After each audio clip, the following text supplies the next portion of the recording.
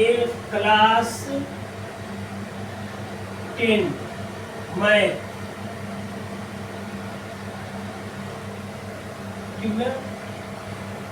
घनाभ, घनाभ जैसे ईटा होता है ना, ईटा हो गया या वो माचिस की डिबिया हो गई, उसको घनाभ कहते हैं। समझ में आ गया ना? तो माना घनाभ की लंबाई स्मॉल एल, चौड़ाई ईटा, मतलब उसको ईटा ही समझिए, जो भट्ठा पर ईटा पर होता है ना, जो भट्ठा पर जो ईटा पाथा जाता है वो घनाभ होता है। समझ में आया? या माचिस की जो डिबिया होती है वो भी घनाभ होती है। तो माना घनाभ की लंबाई स्मॉल एल, स्मॉल एल ये लंबाई हो गई, ये घनाभ बना हुआ है, एक तरह से ईटा ही मान लीजिए कि है। चौड़ाई स्मॉल बी हो गया, ये चौड़ाई हो गई। ऊंचाई क्या है? Small H. तो घनाभ का आयतन क्या होता है? लंबाई गुणे चौड़ाई गुणे ऊंचाई, यल गुणे बी गुणे एच। समझ में आया ना? फिर ये घनाभ का आयतन हो गया, घनाभ का आयतन बराबर लंबाई गुणे चौड़ाई गुणे ऊंचाई। घनाभ का संपूर्ण पृष्ठ दो कोष्ठक में L B plus B H plus H L, ये लंबाई गुणे चौड़ाई, चौड़ाई गुणे ऊंचाई, ऊंचाई गुणे लंबाई। समझ में आया? फिर घनाभ का विकर्ण, घनाभ का विकर्ण जो होता है कर्ण में लंबाई का वर्ग धन चौड़ाई का वर्ग धन ऊंचाई का वर्ग, कर्ण में लंबाई L square plus B square plus H square. ठीक ना? फिर चारों दीवारों का क्षेत्रफल दो कोष्ठक में लंबाई धन चौड़ाई गुणे ऊंचाई हो गया। ये घनाभ का, ये पूरा घनाभ के लिए है। ठीक ना? समझ में आया? ये किसके लिए? पूरा जो है ये घनाभ के लिए है। ठीक ना? अब घन पर आइए। घन में जो आप लूडो खेलते हैं उसकी गोटी होती है ना, मान लीजिए कि वही गोटी, उसकी सभी भुजा बराबर होती है, लंबाई चौड़ाई ऊंचाई तीनों बराबर होता है। तो घन का, इसको घन कहते हैं, जो लूडो की गोटी होती है उसे घन कहते हैं। तो घन का पृष्ठीय क्षेत्रफल 4 गुणे भुजा का वर्ग मतलब 4a स्क्वायर। ठीक। घन का आयतन भुजा का क्यूब मतलब a का क्यूब। फिर घन का संपूर्ण पृष्ठ बराबर 6 गुणे भुजा का स्क्वायर मतलब 6a स्क्वायर। घन का विकर्ण बराबर कर्ण में 3 गुणे भुजा, मतलब या एक कर्ण में 3 कर सकते हैं, इसको एक कर्ण में भी 3 भी कहा सकता है। ठीक। कर्ण में 3 गुणे भुजा। समझ में आया ना? ये पूरा याद कर लीजिए, जब ये याद रहेगा तभी सवाल भी आएगा। ठीक ना? बिना इसके संभव नहीं है सवाल आना।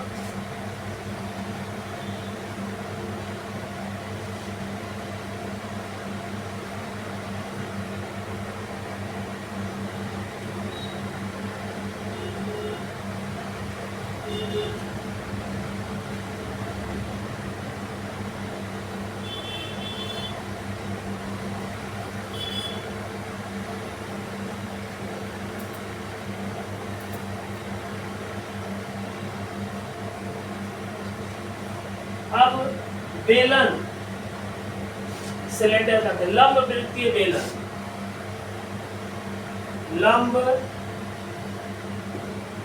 वृत्तीय, लंब वृत्तीय बेलन, सिलेंडर। ठीक ना? जिसे ड्रम होता है, पीच वाला ड्रम। समझ में आया ना? ठीक। इसकी ऊंचाई मान लीजिए ये अच्छा। ठीक। इसकी जो त्रिज्या है r मान लीजिए। ठीक। नीचे भी सर्कल रहेगा, ऊपर भी सर्कल रहेगा। ठीक।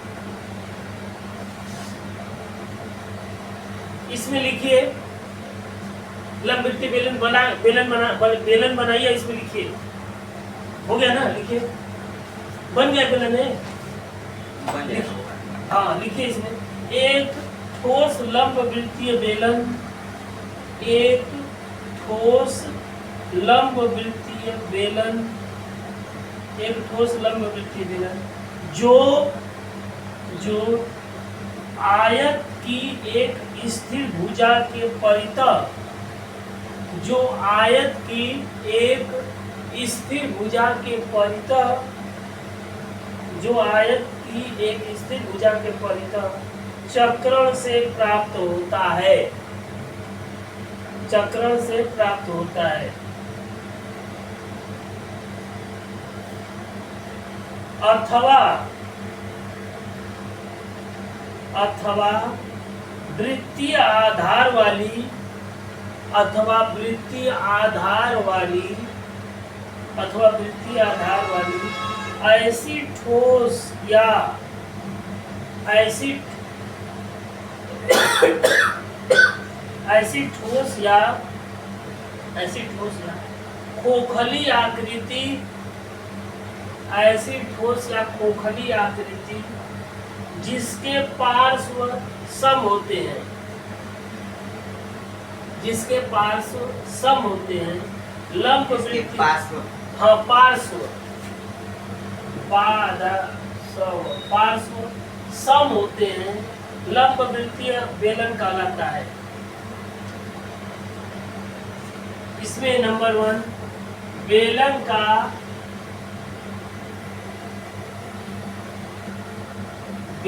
का आयतन बेलन का आयतन बराबर आधार का क्षेत्रफल गुणे ऊंचाई। तो इसका आधार क्या है? वृत्त है ना। अब वृत्त का क्षेत्रफल क्या होता है? वृत्त का क्षेत्रफल होता है पाई आर स्क्वायर। तो पाई आर स्क्वायर गुणे H pi R square H. बेलन का आयतन भी क्या होता है? पाई आर स्क्वायर एच होता है। समझ में आया? जहां आर उसकी त्रिज्या है, आगे एच ऊंचाई है। दूसरा है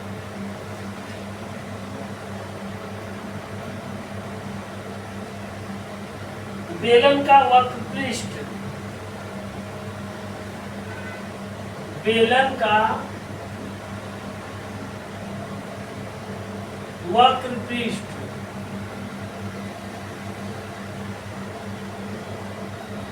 बेलन का वक्र पृष्ठ होता है आधार की परिधि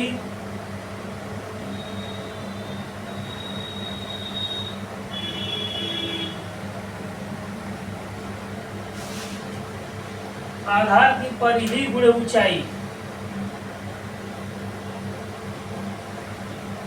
ठीक ना?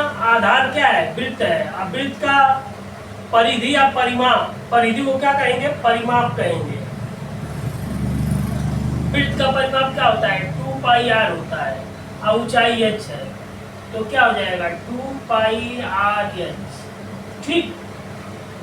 अब बेलन का संपूर्ण पृष्ठ। तीसरा है बेलन का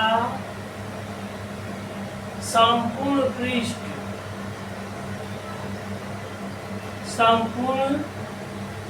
पृष्ठ बराबर वक्र पृष्ठ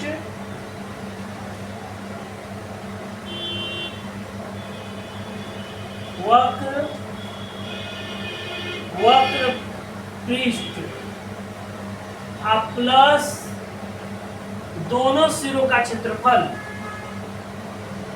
दोनों वृत्तों का क्षेत्रफल लिख दीजिए। दोनों वृत्तों का क्षेत्रफल इसका क्या होगा? 2 पाई आर एच। अब ऊपर पाई आर स्क्वायर होगा और नीचे भी पाई आर स्क्वायर होगा। तो pi R square plus pi R square क्या हो जाएगा? 2 पाई आर स्क्वायर। तो ये हो जाएगा 2 पाई आर स्क्वायर। ठीक, इसको नोट कर लीजिए पूरा। ऊपर भी पाई आर स्क्वायर और नीचे भी पाई आर स्क्वायर। तो 1 पाई आर स्क्वायर और 1 pi R square, 2 pi R square. ये बेलन का पूरा सूत्र बता दिए। ठीक, अब इस पर सवाल बताएंगे धीरे धीरे। बेलन, फिर गोला,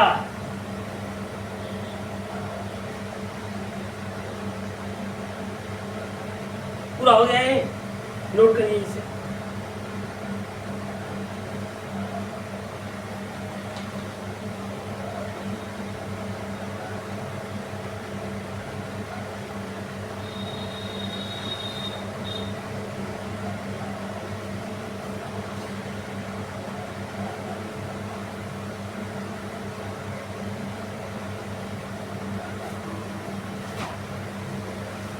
वो भी वाला है कि मैं हाई ये वाला भी बराबर पाई आर स्क्वायर। भी का मतलब आयतन, वॉल्यूम।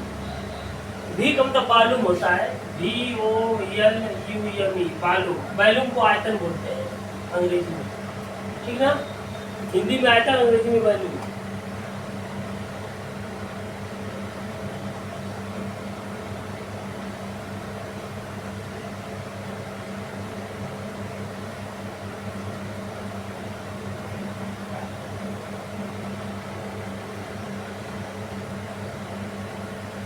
आधार की परिधि के परिमाप।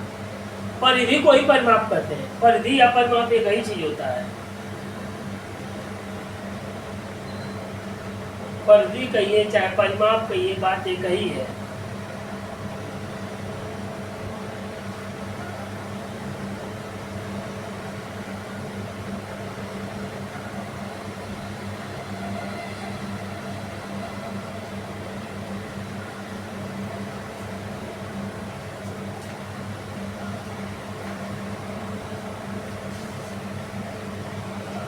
हो गया।